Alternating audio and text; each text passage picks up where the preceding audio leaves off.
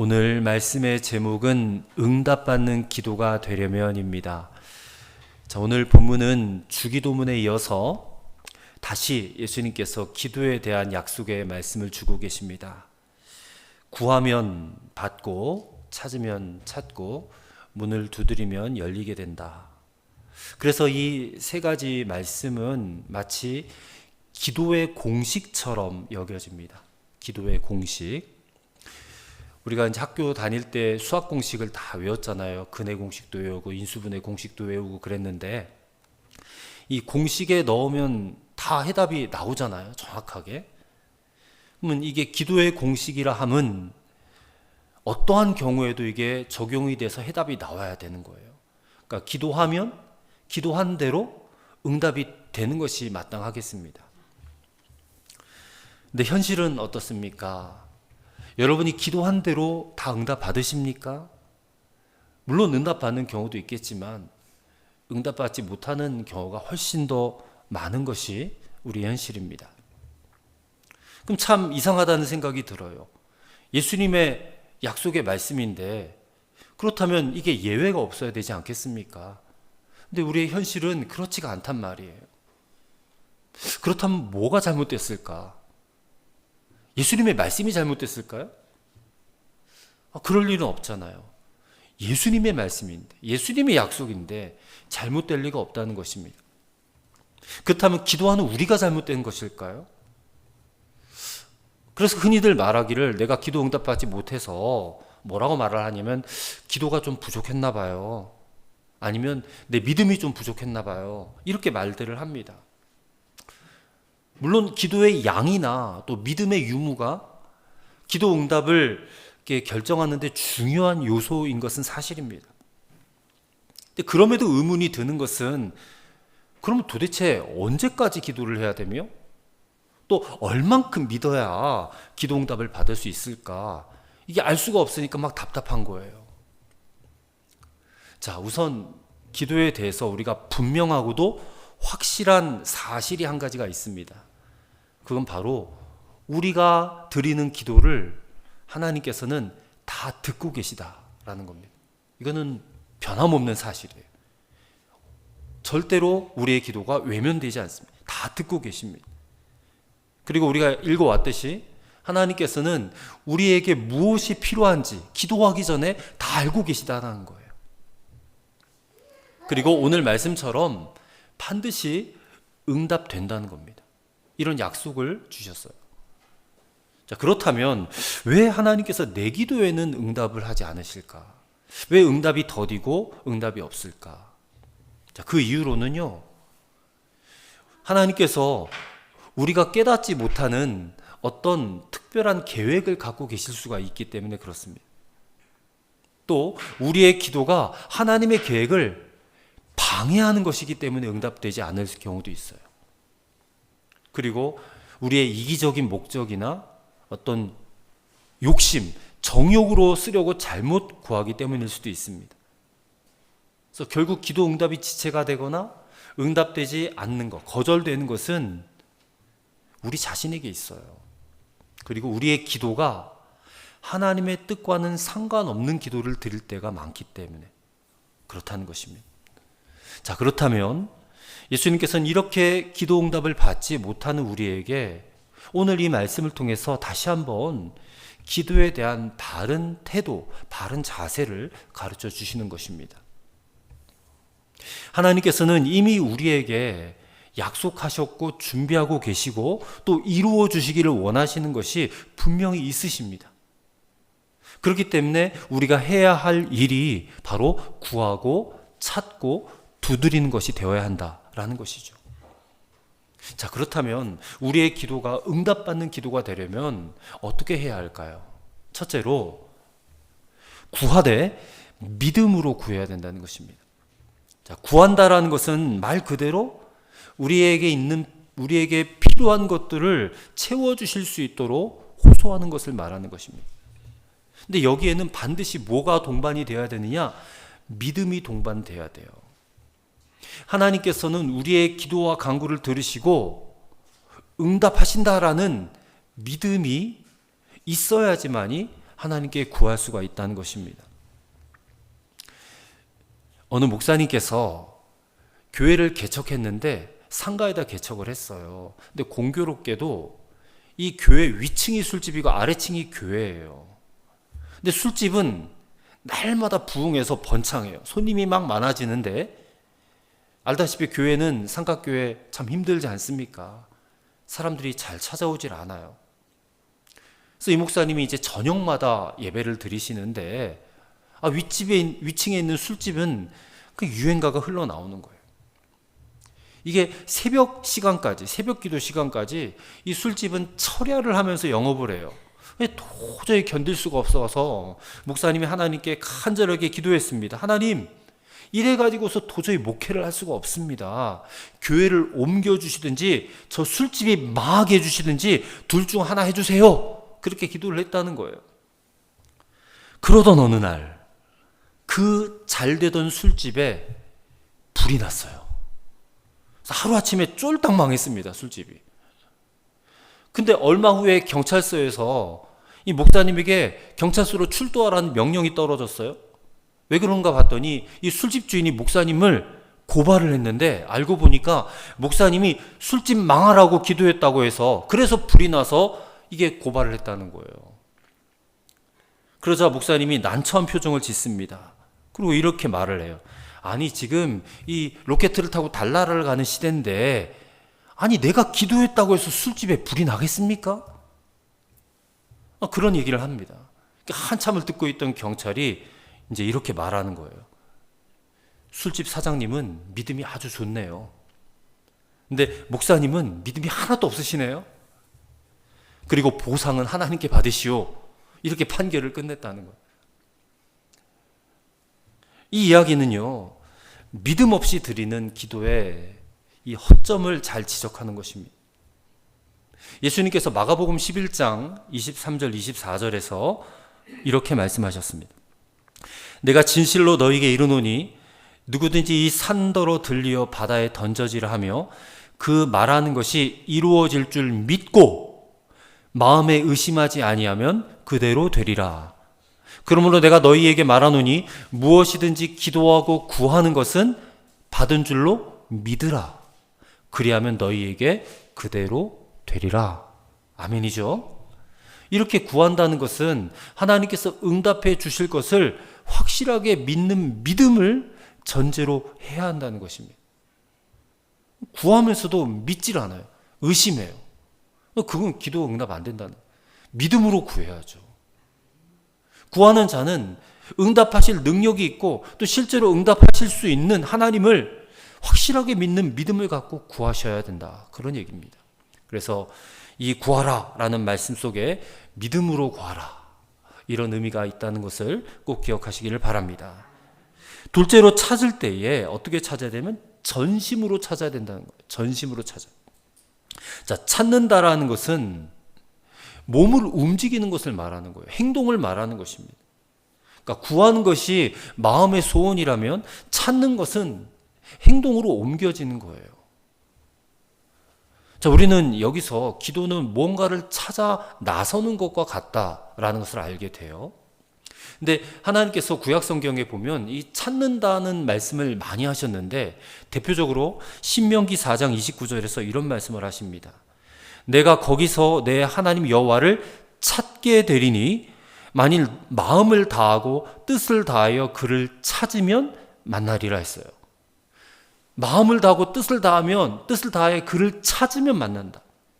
또 예레미야 29장 13절에서도 하나님 이렇게 말씀하십니다. 너희가 온 마음으로 나를 구하면 나를 찾을 것이요 나를 만나리라 했습니다. 자, 찾을 때는 이 찾을 때 태도가 중요하다는 거예요. 어떻게 찾아야 돼요? 마음을 다하고 뜻을 다하고 전심으로 찾으라는 거예요. 적극적으로 찾고 구체적으로 찾으라, 그 얘기예요. 자, 그렇다면 도대체 무엇을 그렇게 찾으라라는 것일까요? 자, 오늘 본문에서 예수님이 찾으라 그래 놓고는 뭐를 찾으라라고 직접적으로 말씀하신 게 없어요. 그러니까 목적어가 없는 거예요. 무엇을 찾으라 그래야 되는데 목적어가 없단 말이에요. 근데 그 뒤에 말씀, 문을 두드리라 했잖아요. 찾은 다음에 문을 두드리라 했으니까, 야, 그러면 우리가 찾아야 될 게 문이구나, 문. 문을 찾아야 되는구나. 두드릴 문을. 자, 이 문을 전심으로 찾고 마음을 다하여 찾고 뜻을 다하여 찾아야 된다. 이런 결론으로 우리가 가져갈 수 있다는 것입니다. 그럼 문은 또 뭔가? 요한복음의 말씀을 보면 예수님께서 당신 스스로를 나는 양의 문이라 그랬어요. 요한복음 10장 8절이죠. 나는 양의 문이라. 예수님이 문이래요. 또 요한복음 11장 25절에 예수님은 나는 부활이요 생명이라 하셨고 14장 6절에서는 내가 곧 길이요 진리요 생명이라 하셨어요. 즉 예수님께서 인도하시는 문, 예수님께서 인도하시는 길을 찾으라는 거예요. 그러면 그 문, 그 길이 뭐냐? 예수님이라는 거예요. 예수님. 우리를 생명으로 인도하는 문, 우리를 생명으로 인도하는 길을 전심으로 찾으라라는 거예요. 근데 우리가 이제 다음 주에 보시겠지만 7장 14절, 마태복음 7장 14절을 보면 그 문은, 이 생명으로 인도하는 그 문은 좁고 길이 협착하다 그랬어요. 그래서 사람들이 많이 찾지 않는데요. 적대요. 그러면 그 문이 좁고 그 길이 협착하고 좁으니까 찾는 자가 많지 않다고 해서 그러면 우리도 그 문 찾는 거 포기하고 찾지 않겠습니까, 여러분? 비록 좁은 길이고 좁은 문이지만 그 길, 그 문만이 사는 길이고 생명으로 가는 문이기 때문에 우리는 그 문을 반드시 찾아야 된다는 거예요. 전심으로 찾아야 돼요. 그래서 우리는 고백합니다. 예수님만이 생명의 길이고 예수님만이 생명의 문이다. 그럼 어떻게 찾아야 되겠습니까? 정말 목마른 사슴이 시냇물을 찾듯이 찾아야 돼요. 마음을 다하고 뜻을 다하고 전심으로 길과 문 되시는 예수님을 찾고 찾으시기를 바랍니다. 그러면 반드시 만나시게 될 줄로 믿습니다. 그다음에 세 번째는 두드리라 그랬는데요. 이 문을 두드리는 것은 응답 받을 때까지 끈질기게 두드리라라는 그런 의미가 있습니다. 끈질기게 두드리라. 인내의 기도죠. 인내의 기도. 중요한 것은요, 문이 열릴 때까지 두드려야 한다는 것입니다. 열리지 않을 수는 없어요. 반드시 열리게 되어 있는데 열릴 때까지 두드려야 돼요. 그래서 이 이야기를 강조하시기 위해서 예수님이 누가복음 11장 5절부터 10절에 이런 이야기를 들려주셨어요. 그러니까 누가복음 11장 5절부터 10절은 오늘 본문과 동일한 본문입니다. 근데 거기서는 예를 하나 드셨는데요. 어떤 사람에게 밤중에 갑자기 친구가 찾아왔어요. 근데 그 친구 아주 오래된 친구, 옛 친구예요. 근데 유대인들은 이 지나가는 나그네를 대접하는 것을 굉장히 중요하게 생각했단 말입니다. 근데 하물며 친구가, 그것도 오래된 친구가 찾아왔는데 이 대접하는 것을 하는 것은 너무나 당연한 일 아닙니까? 그런데 이 이야기를 보니까 집에 먹을 게 없는 거예요. 그래서 친구를 대접할 게 없는 겁니다. 그래서 이 사람이요, 친구를 잠깐 있으라 해놓고 얼른 이웃에 가가지고 먹을 음식을 좀 빌려달라는 거예요. 빵을 좀 빌려달라. 그렇게 부탁을 했어요. 근데 한밤중이라 그랬잖아요. 밤이 늦었기 때문에 이 이웃은 벌써 잠자리에 들어버렸단 말이에요. 아이들과 함께. 음식은 아마 있었던 것 같아요. 빵은 있었던 것 같은데 그 빵을 주려면 다시 일어나야 되고 불을 켜고 막 부스럭거려야 돼요. 그래 아이들도 깨고 막 그러니까 얼마나 번거롭겠습니까? 그래 이 사람이 거절을 하는 거예요. 번거롭다. 내일 와라. 근데 예수님께서는 그 사람이 결국에는 일어나서 빵을 빌려 주었을 것이다 라고 말씀을 하세요. 누가복음 11장 8절입니다. 내가 너희에게 말하노니 비록 벗됨으로 인하여서는 일어나서 주지 아니할지라도 그 간청함을 인하여 일어나 그 요구대로 주리라 그랬습니다. 무슨 말씀이에요? 그가 간청했기 때문에 주었다. 벗됨으로 인한 것은 아니에요. 우정 때문은 아니지만, 이웃이기 때문에 준 건 아니지만 간청했기 때문에 주었다.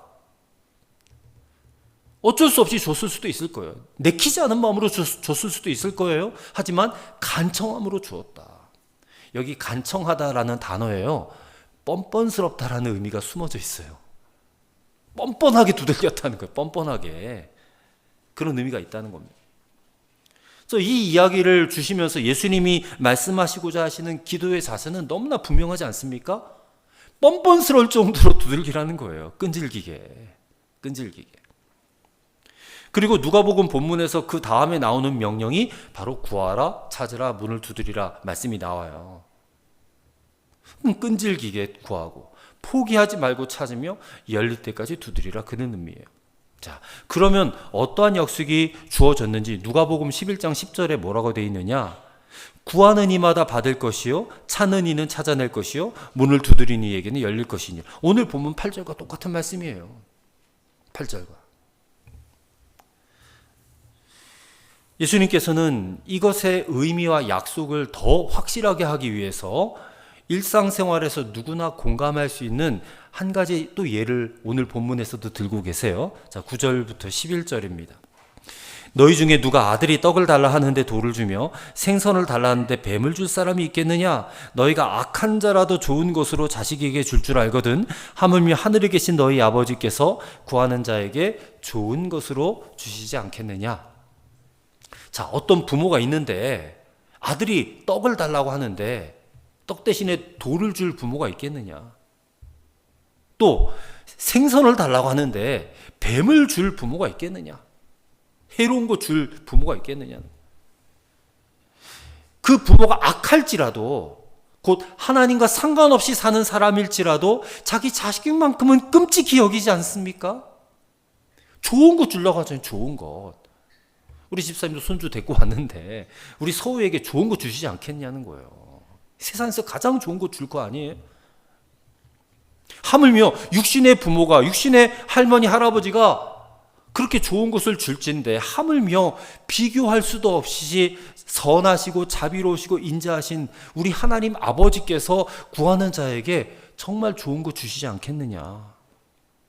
해로운 거 주지 않는다는 거예요. 여러분, 아이가 초콜릿 달라고 한다고 해서 그 초콜릿 막 잔뜩 사다 주는 부모가 있겠어요? 그런 부모는 정말 사랑, 자식 사랑이 무엇인지 모르는 사람이잖아요. 부모가 자식에게 해로운 것은 아무리 울며 불며 달라고 떼를 쓰고 또 떼를 써도 절대 주지 않듯이 하나님도 마찬가지입니다. 그래서 우리가 잘못 구하는 것에 대해서는 하나님 분명히 거절하세요. 그건 너한테 필요 없다, 거절하신단 말이에요. 그것은 하나님이 정말 우리에게 주시고자 하시는 것이 있기 때문에 그래요. 그것을 오늘 본문에는 좋은 것이라고 표현되었는데, 하나님 우리에게 주고자 하는 가장 좋은 것이 뭘까? 궁금하지 않으십니까, 여러분? 가장 좋은 것이 뭘까? 그게 성경에 나와 있어요. 누가복음 11장 다시 펴보세요. 누가복음 11장 13절의 말씀이 오늘 본문 11절 말씀과 같은 말씀이에요. 자, 누가복음 11장 13절 말씀을 우리 다 함께 찾아서 읽어보도록 하겠습니다. 너희가 악할지라도 좋은 것을 자식에게 줄 줄 알거든. 하물며 너희 하늘 아버지께서 구하는 자에게 성령을 주시지 않겠느냐? 아멘. 마태복음에서는 좋은 것을 주시지 않겠느냐 그랬는데, 누가복음 11장 13절에서는 그 좋은 것을 뭐라고 말씀하고 계시느냐? 성령을 주시지 않겠느냐? 이게 하나님이 우리에게 주시고자 하시는 가장 좋은 것이에요. 성령님을 주시겠다. 성령님이 누구십니까? 하나님 자신이잖아요. 하나님 자신을 우리에게 주시겠다. 그게 가장 좋은 것이라는 거예요. 우리는 선물을 막 구해요.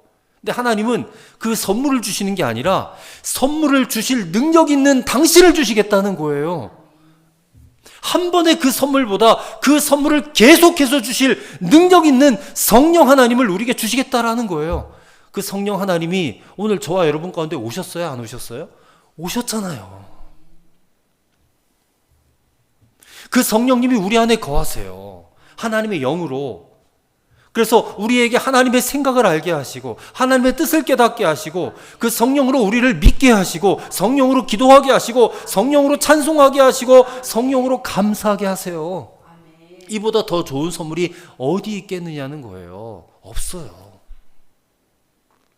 그래서 오늘 본문 7절 말씀을 이렇게 바꾸어 읽을 수도 있다는 것입니다. 구하라 그러면 성령님을 주실 것이요. 찾으라 그러면 성령님을 찾을 것이요. 두드리라 그러면 성령님을 만날 것이다. 그러니까 그리스도인들에게 있어서 가장 중요한 것은 이 성령을 받고 성령을 체험하고 성령과 함께 사는 것이에요. 하나님은 우리에게 이 성령님을 주시기를 간절히 원하세요. 그리고 구하는 자에게 누구든지 이 성령님을 주신다 약속하신 것입니다. 사도행전 1장 8절에 보면 이 성령을 받으면 우리에게 무슨 일이 일어나는지 말씀하고 계세요. 오직 성령이 너희에게 임하시면 너희가 권능을 받고 그래요. 너희가 권능을 받고 예루살렘과 온 유대와 사마리아와 땅끝까지 이르러 내 증인이 되리라 그래요. 성령을 주시면 우리가 권능을 받는다는 거예요. 이 권능, 능력, 듀나미스라고 하는 이 헬라어인데 다이너마이트의 어원이 되는 단어예요. 폭발적인 능력이 있는 거예요. 그러면 이 능력을 가지면 우리가 어떤 기적을 일으키는 어떤 초자연적인 능력을 갖게 되는 것인가? 그런 능력을 말하는 게 아니에요. 이 권능, 이 능력은 사랑하는 능력이에요. 용서하는 능력이고 이해하는 능력이에요. 긍휼을 베풀 수 있는 능력이고 내게 있는 것을 기꺼이 나눠줄 수 있는 능력이에요. 또 이 능력은 모든 이 땅의 불신자들을 예수 그리스도에게로 인도하는 복음의 능력이에요. 전도의 능력이에요. 그래서 우리가 성령을 받으면 이런 능력을 받고 주님의 뜻을 실천하고 사명을 감당하는 그리스도인이 될 수 있다라는 것이에요. 그러니 이것보다 더 좋은 선물이 어디 있습니까? 그래서 예수님께서 부활하신 다음에 제자들을 다시 찾아가셔서 그런 말씀을 하셨다는 거예요. 그들에게 숨을 내쉬면서 성령을 받으라 그랬어요. 성령을 받으라. 제자들은 그 성령의 권능을 받고 나서부터 세상을 이기는 정말 사자와 같이 용맹스러운 믿음의 용사들로 변화될 수 있었다는 것을 우리가 말씀을 통해서 보지 않습니까? 그래서 오늘 우리가 하나님 앞에 기도할 때에 하나님 가장 좋은 거 주세요. 가장 좋은 것. 그것을 구하시길 바랍니다. 그 성령님을 끈질기게 구하고 찾고 두드리면 하나님께서 반드시 저와 여러분에게 성령을 부어 주실 줄로 믿습니다. 그 다음에 네 번째로 이게 가장 중요한 말씀입니다. 응답을 정말 받으려면 하나님을 하나님으로 대접해야 된다는 겁니다. 하나님을 하나님으로 대접하라. 자, 12절. 오늘 보면 12절을 우리 다 함께 같이 읽어보도록 하겠습니다. 그러므로 무엇이든지 남에게 대접을 받고자 하는 대로 너희도 남을 대접하라. 이것이 율법이요 선지자니라. 아멘. 자, 이 말씀은 소위 황금률, 더 골든 룰이라고 표현되어지는 말씀이에요. 황금률이. 이 성경 안에서 정말 금덩어리와 같이 보배로운 말씀이다. 이것이 율법이여 선지자니라 그랬잖아요. 율법과 선지자는 구약 성경을 말하는데 예수님 당시에는 신약이 없었으니까 구약 성경이 전부였을 것 아니에요. 그러니까 이것이 성경이다. 이 말씀이 성경이다 이런 뜻이거든요. 즉 성경 전체의 핵심 메시지다 라는 거예요. 대접하는 거. 근데 예수님은 오늘 본문에서 이 황금률 대접하라는 이 말씀을요, 기도의 결론으로 주시는 거예요. 기도의 결론으로. 왜냐하면 그러므로라는 이 접속사 때문에 그래요. 인과 접속사잖아요. 앞에 것들을 말해놓고 이 마지막 결론으로 그러므로 이렇게 해라 라는 것 아닙니까? 그래서 기도에 대한 말씀의 결론이 바로 이 12절 말씀이라는 거예요. 남에게 대접을 받으려면 먼저 남을 대접하라. 자, 여기서 남 하면 우리가 보통 우리 주변 이웃을 생각하잖아요. 근데 기도의 결론으로 주신 말씀이라고 여러분 생각하신다면 여기서 남은 이웃보다는 하나님이에요. 하나님. 그래서 이 12절 말씀은 우리가 하나님께 대접을 받으려면, 즉 기도 응답을 받으려면 먼저 하나님을 대접하라. 이런 표현입니다. 다른 말로 하면 하나님을 하나님으로 대접할 때에 기도 응답을 받을 수 있다. 이런 말이에요. 그래서 기도 응답의 제일 중요한 관건이 되는 것이 바로 하나님을 하나님으로 대접하는 것이다라는 겁니다. 자, 하나님을 하나님으로 대접하는 게 무슨 말일까요? 여러분 삶의 모든 부분에 있어서 하나님을 하나님으로 인정하는 거예요. 하나님의 주권을 인정하는 겁니다. 하나님의 주권. 내 인생의 주인은 하나님이시고, 그죠? 내 인생의 모든 되어진 일들도 하나님 안에서 되어지는 것이다.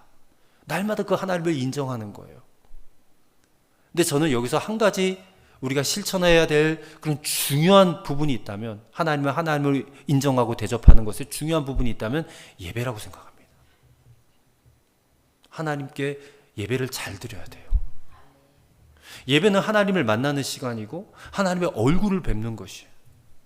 그러면 이 예배를 우리가 대충 때우듯이 드릴 수 있을까? 최고의 것으로 드려야 되지 않겠습니까? 최고의 것을. 여러분이 왕에게 초청을 받았어요. 대통령이나 왕을 만나러 간다고 생각해 보십시다. 그러면 그 왕을 만나러 갈 때 여러분 대충 입고 가실까요?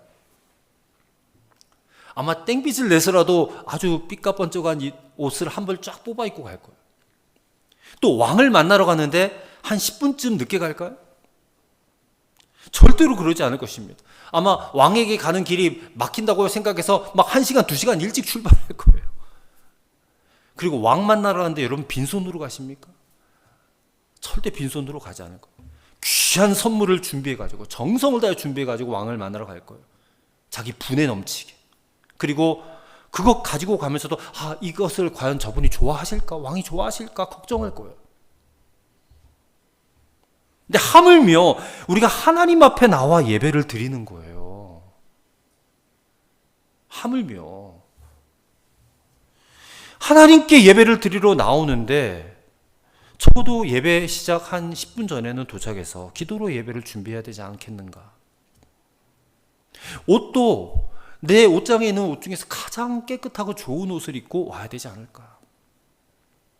말씀을 주실 때 정말 그 말씀대로 내가 아멘 순종하겠다고 하는 마음으로 아멘 아멘 하면서 받고, 헌금을 드릴 때도 비록 우리가 적은 것이지만, 우리가 많은 거 드릴 수는 없잖아요. 적은 것이지만 이거는 하나님이 받으시는 거야, 이건 하나님께 드리는 거야 라는 심정으로 정말 정성을 다해서 드려야 되지 않겠습니까? 찬송을 한 곡 불러도 이건 하나님이 들으시는 찬송이야 라고 생각하고 정말 나의 최고의 목소리로 드려야 하지 않겠는가? 하물며 하나님을 만나러 오는 시간인데, 하나님이 세상 왕이나 대통령보다 못해서야 되겠으며, 하나님께 예배 드리러 가는 것이 친구 결혼식 가는 것보다 못해서야 말이 됩니까? 친구 결혼식 가면 우리 때 빼고 광내고 가잖아요. 깔끔하게. 여러분, 우리 하나님은 예배에 허기지신 분이 아니에요. 여러분, 신령과 진정으로 예배드린 자가 이 세상에 얼마나 많이 있습니까? 근데 오늘 이 자리에 모인 저와 여러분이 그저 때우듯이, 대충 그런 시간 때우듯이 드리는 예배를 하나님이 과연 흠양하시겠습니까? 우리가 하나님을 진정 하나님으로 인정하고 대접해 드리려면 만왕의 왕이시고 우리의 창조주이신 하나님, 그 하나님을 하나님답게 대접해 드리는 것이 마땅하지 않겠는가? 유명한 일화를 소개합니다. 주기철 목사님과 또 그의 스승이신 조만식 장로님에 대한 이야기입니다.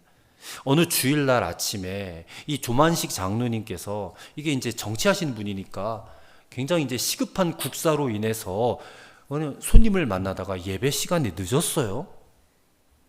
한 10분쯤, 20분쯤 늦었던 것 같아요. 그래서 급히 막 예배당에 도착해서 막 신발장에 신발을 벗으려고 하는 순간 주기철 목사님이 강단에서 장로님, 거기 서 계십시오 하는 거예요. 그래서 장로님이 꼼짝 못하고 신발을 든 채 서 있었어요. 그 상태로 설교가 끝날 때까지 그냥 그러고 있는 거예요. 주기철 목사님께서 장로님 이제 거기서 기도하십시오 하는 겁니다. 장로님이 신발을 손에 든 채 이렇게 기도합니다. 하나님, 제가 오늘 사람 만나느라고 하나님 전에 늦게 왔습니다. 먼저 하나님의 마음을 아프게 한 것을 용서해 주시고, 주의 종에게 심려를 끼친 것을 용서해 주시고, 장로로서 성도들에게 본이 되지 못한 것을 용서해 주십시오. 이렇게 기도했어요. 여러분, 조만식 장로님이 이 우리나라에 굉장히 중요한 역할을 감당하시던 분인데 뭐 매주일 예배마다 늦게 온 것도 아니고 그날 딱 한 번 늦은 거예요. 이 조만식 장로님 같은 분이 늦을 거면 얼마나 이게 다급하고 황급한 일이었겠어요? 이해해 줄만 하고 또 넘어가 줄 법도 한데 주기철 목사님 용납하지 않습니다. 이 예배 한 번이 제일 중요한 것이기 때문에 이 예배 한 번이 하나님을 하나님으로 대접하는 데 있어서 가장 기본이 이 예배 제대로 잘 드리는 것이다. 이거를 주기철 목사님은 믿고 있었기 때문에 그래서 장로님 부끄럽더라도 그렇게 세워서 그렇게 기도하게 하고 한 거예요. 여러분, 우리가 예배 잘 드릴 때에 하나님이 그 예배 잘 받으시고 우리의 기도에 기쁘게 응답해 주지 않겠습니까? 저는 우리가 예배를 잘 안 드리기 때문에 기도 응답이 없다라고 생각이 들어요. 사실상 저와 여러분이 다 그렇습니다. 저도 그렇고 여러분도 그렇고 반성할 점들이 많아요. 하나님은 정말 최고의 대접을 받으셔야 될 분인데 우리가 그렇게 대접하지 않고 있기 때문에 결론입니다. 여러분, 기도는 뭐 아무리 강조해도 지나치지 않잖아요. 그래서 예수님 복음서 곳곳에서 기도에 대한 말씀을 주셨고 또 친히 몸소 기도의 본을 우리에게 보여주셨잖아요. 그래서 오늘 예수님께서 말씀해 주신 대로 여러분 기도하시기를 바랍니다. 구하고 찾고 두드리시기를 바라요. 하나님을 하나님으로 잘 대접하시기를 바랍니다. 예배를 잘 드리셨으면 좋겠어요. 반드시 하나님의 은혜를 받으실 것이고 반드시 좋은 것으로 응답하실 하나님을 만나시게 될 줄로 믿습니다. 기도하겠습니다. 우리의 기도가 응답받는 기도가 되기를 원합니다. 하나님과 상관없이 내 이기적인 욕심과 정욕으로 쓰려고 잘못 구했던 기도를 그치게 하옵시고 하나님의 뜻이 무엇인지를 먼저 구하는 기도가 되게 하옵소서. 믿음으로 구하게 하시고 전심으로 찾게 하시고 열릴 때까지 두드리는 끈질긴 기도 드리게 하시고 가장 좋은 것을 응답하실 하나님께 우리가 가진 최고의 것으로 예배 드리게 하옵소서. 그래야 하나님을 하나님답게 대접해 드리는 우리 교회와 모든 교우들이 되게 하여 주시옵소서. 예수님의 이름으로 기도하옵나이다. 아멘.